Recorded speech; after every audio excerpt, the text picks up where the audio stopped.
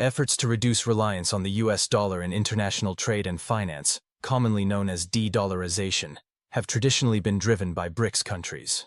These nations share a common goal of achieving greater financial independence and reducing their exposure to vulnerabilities within a US-centered global financial system. Over the past decade, BRICS members have explored various alternatives to the dollar. While BRICS countries have long led de-dollarization efforts, this trend has now gained traction in Europe, with France emerging as a key participant. Beyond France's growing use of the euro and its broader strategies to diversify away from the dollar, there have also been signs of increased interest in closer alignment with alternative economic blocs, including BRICS. In mid-2023, French President Emmanuel Macron expressed interest in attending the BRICS summit in Johannesburg, signaling France's openness to engaging with a group historically viewed as a counterbalance to Western-led economic institutions. Although France has not formally applied for BRICS membership, Macron's outreach suggests a willingness to explore new diplomatic and economic avenues that could complement the country's de-dollarization efforts.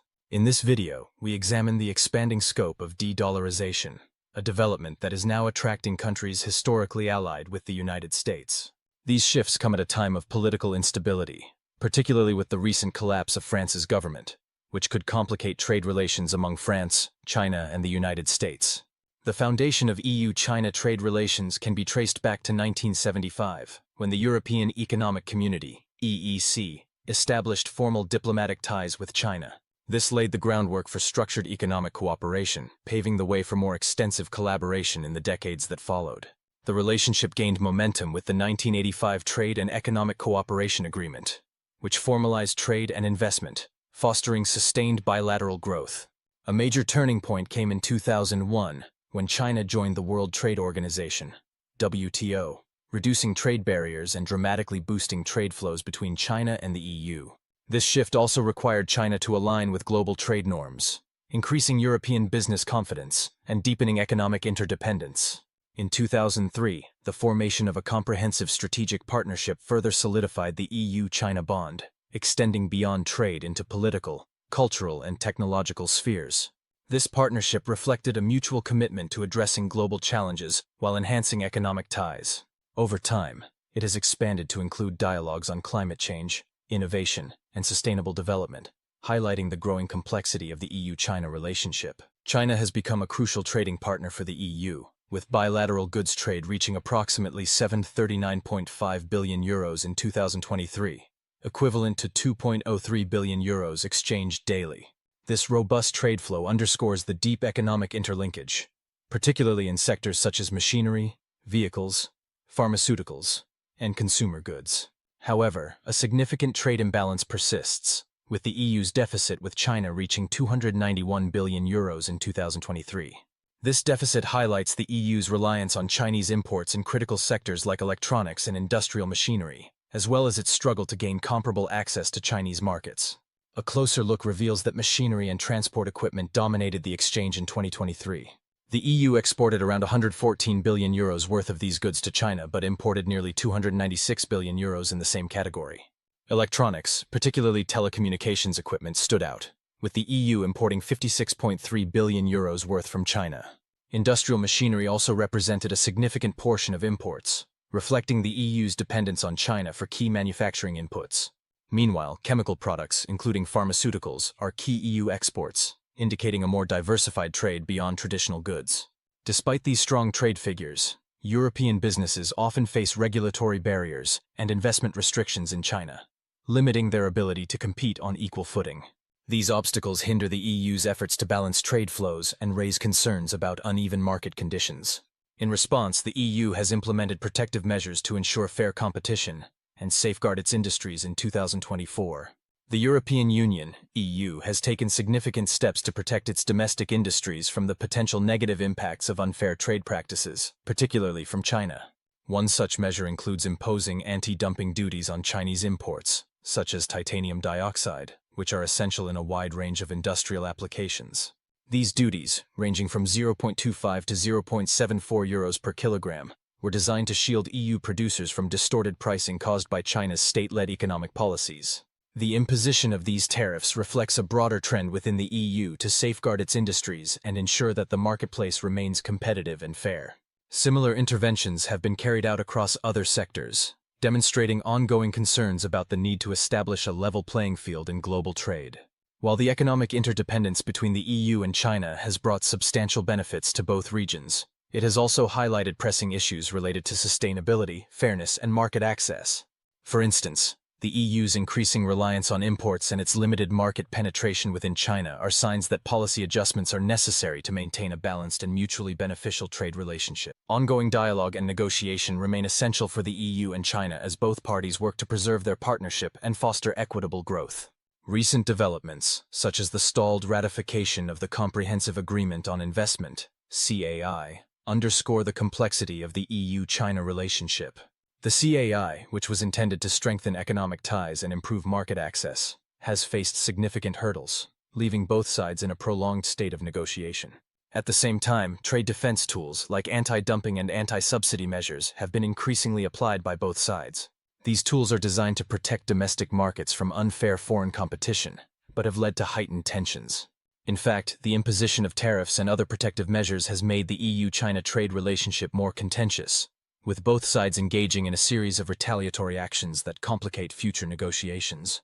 One particularly contentious issue arose in 2023, when the EU launched an anti-subsidy investigation into Chinese electric vehicle (EV) imports. The EU argued that Chinese manufacturers were benefiting from state support that allowed them to undercut European competitors. This, the EU claimed, distorted the market and provided Chinese automakers with an unfair advantage. The EU's primary aim was to protect European industries, particularly the automotive sector, which was facing growing competition from affordable Chinese EVs. In response, China launched its own investigations in 2024 into European exports, such as pork and dairy products, accusing the EU of unfair trade practices. This tit-for-tat escalation in trade disputes further strained relations, especially as EU producers feared that China's actions would undermine their access to one of the world's largest markets. In November 2024, the situation took a more dramatic turn when China filed a formal complaint with the World Trade Organization, WTO. This complaint challenged the EU's anti-subsidy measures, specifically targeting electric vehicles, but potentially extending to other high-tech goods as well. Beijing argued that the EU's actions were based on insufficient evidence and violated international trade norms, including the principles set out in the WTO's Agreement on Subsidies and Countervailing Measures. China contended that these measures discriminated against Chinese producers, thus breaching the commitments both sides had made under global trade rules. This legal action represented a significant escalation in trade tensions, particularly because it involved high-tech sectors that are crucial for both economic growth and technological competition. The WTO complaint was not an isolated event. It was the culmination of a year-long cycle of rising tensions that began with the EU's anti-subsidy investigation into Chinese electric vehicles. The EU's decision to impose duties on Chinese imports reflected increasing competitive pressures from Chinese manufacturers, who, thanks to substantial state support, were able to offer EVs at prices that European manufacturers found difficult to match. For the EU, the goal was to level the playing field and protect domestic industries from unfair competition. However, China viewed the EU's actions as unjustified protectionism, which ultimately led to the legal challenge. This dispute marked a turning point in EU-China relations, highlighting the shift from traditional industrial products, such as solar panels and steel, to emerging sectors like clean energy and electric vehicles. The implications of this shift are far-reaching, as these industries are seen as vital for future innovation and global environmental goals. Before this, EU-China trade disputes had typically centered on more traditional industrial goods or raw materials. However, with the rise of new sectors like electric vehicles and green technology, the nature of these disputes has become more complex and intertwined with broader geopolitical and technological concerns. The trade tensions are now more than just economic disputes. They reflect a global competition for dominance in sectors that will shape the future of the global economy. Moreover, the EU and China have resorted more frequently to legal tools and retaliatory measures in recent years. The EU had already imposed additional duties on a wide range of Chinese imports, including chemicals, machinery components, and intermediate goods. In response, China has conducted its own investigations into European agricultural and food exports, further escalating the trade conflict. These developments signal a shift in the dynamics of global trade, with both the EU and China increasingly using legal and economic instruments to advance their interests. The WTO has been an important forum for resolving these disputes, with both sides bringing cases before the global body to address grievances.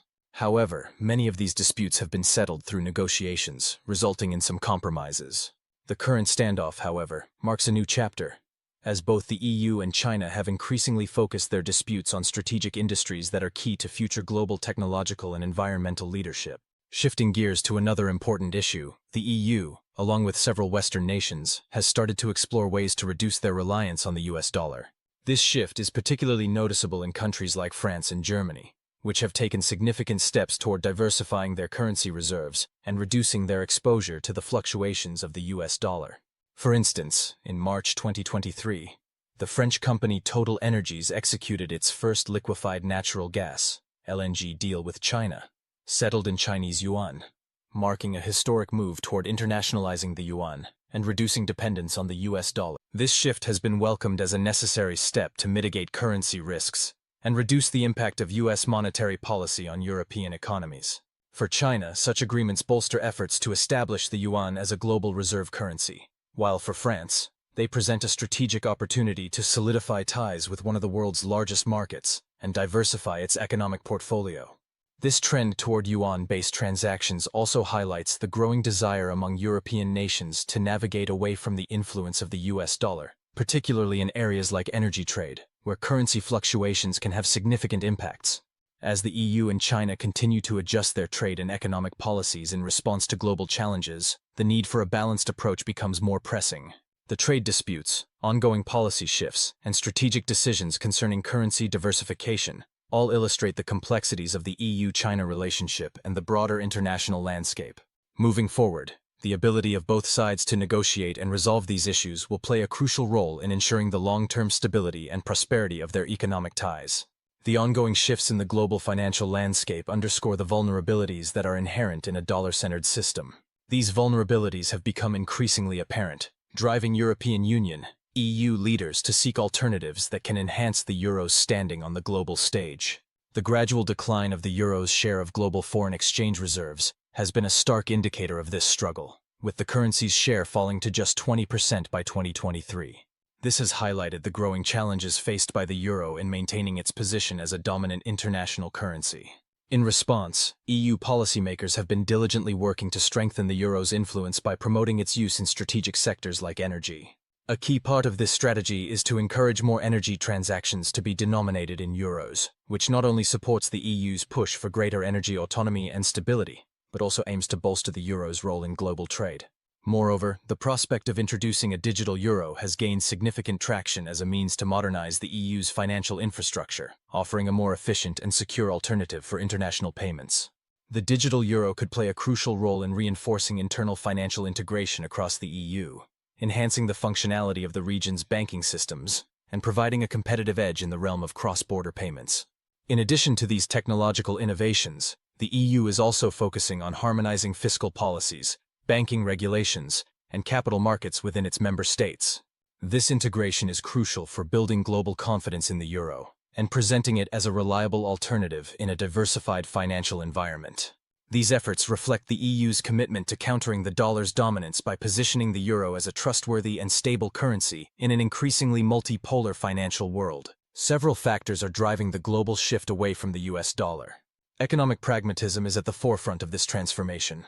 Bilateral trade agreements conducted in local currencies, bypassing the US dollar, can significantly reduce exposure to the volatility of US monetary policy. This shift enables nations to secure more favorable trade terms and reduce the financial risks associated with dollar-based transactions. In 2023, for example, China and Brazil reached an agreement to trade using their respective currencies, bypassing the dollar in an effort to build greater financial resilience. Geopolitical dynamics also play a pivotal role in this move away from the dollar. Countries are increasingly seeking to reduce their reliance on US-controlled financial networks, which are often used as tools for sanctions and economic pressure. The BRICS countries, in particular, have been leading this charge, aiming to enhance their economic sovereignty and shield themselves from external economic constraints. Their collective efforts are reshaping global financial structures, creating alternatives to the dollar that can reduce the influence of the US in international trade and finance. As the financial landscape evolves from a dollar-centric model toward a more multipolar structure, the US dollar still holds a commanding 58% of global foreign exchange reserves. However, alternative currencies are slowly emerging through regional partnerships, growing prominence of the euro, and the rise of central bank digital currencies, CBDCs. The shift away from the dollar, which began as a BRICS-driven initiative, has now become a global movement with the potential to challenge and reshape established financial conventions. Although the dollar continues to dominate the global financial system, the expanding use of alternative currencies such as the euro and Chinese renminbi, RMB, signals significant shifts in the balance of global power. A prime example of this is France's deepening involvement in Yuan-based trade, which has strengthened its economic ties with China. In March 2023, French energy giant Total Energies made a historic LNG purchase in Chinese yuan, CNY, and subsequent high-level visits paved the way for additional trade agreements with major companies such as CMA-CGM. By 2023, trade between France and China reached an impressive 78.2 billion euros, reflecting the growing interdependence of their economies. China, now the EU's largest trading partner in goods, has been actively promoting the internationalization of the yuan through various initiatives. These include the establishment of more than 40 currency swap lines, the expansion of the cross-border interbank payment system, CIPS, which processed over 80 trillion yuan, around 11 trillion USD in 2022, and the gradual liberalization of China's financial markets. European financial hubs such as Paris, Frankfurt, and Luxembourg have also made significant strides in promoting the yuan as an alternative to the dollar. The establishment of RMB clearing centers and the launch of regulatory frameworks like the Renminbi Qualified Foreign Institutional Investor (RQFII) program have encouraged European investors to diversify their portfolios into Chinese assets. By 2024, more than 70 billion euros in offshore yuan-denominated dim sum bonds were issued, reflecting European investors' growing comfort with the Chinese currency. The dollarization trend is not just confined to emerging markets or BRICS countries. Its potential ramifications for the global financial order are profound. The growing acceptance of the Chinese yuan, the euro, and other regional currencies could gradually diminish the so-called exorbitant privilege of the US dollar in global finance. In practical terms, this means that energy contracts, infrastructure investments, and commodity agreements could increasingly be denominated in alternative currencies, such as the euro, yuan, or other regional currencies. These shifts have the potential to redistribute financial risk, alter the balance of power in monetary policymaking, and reshape the composition of foreign exchange reserves, which currently stand at around 58% in dollars, 20% in euros, and approximately 3% in yuan. While the dollar remains the dominant global reserve currency, the growing use of alternative payment methods, especially in high-value sectors like energy, technology, and advanced machinery, signals a world less tethered to a single dominant currency. In 2023, more than 15% of China's external trade was settled in yuan, and this share is expected to increase as China's partnerships with countries like France continue to deepen. If major European economies continue to secure favorable terms and reduce risks through yuan or euro-based transactions, other developed nations may be inclined to follow suit. This ongoing progression will be shaped by a dynamic interplay of economic pragmatism, regulatory innovation, political will, and the strategic necessity of hedging against geopolitical uncertainties. The evolution of a multipolar currency system represents a seismic shift in the global financial order, and its potential to reshape international trade, investment, and monetary policy is immense. We hope this video has provided valuable insights into the current developments in global financial markets. If you found our content informative or inspiring, we encourage you to show your support by liking the video and subscribing to our channel. Your support means a great deal to us. If you're interested in exploring more, feel free to check out another video from our channel, which you can find on the screen now. Thank you once again for watching.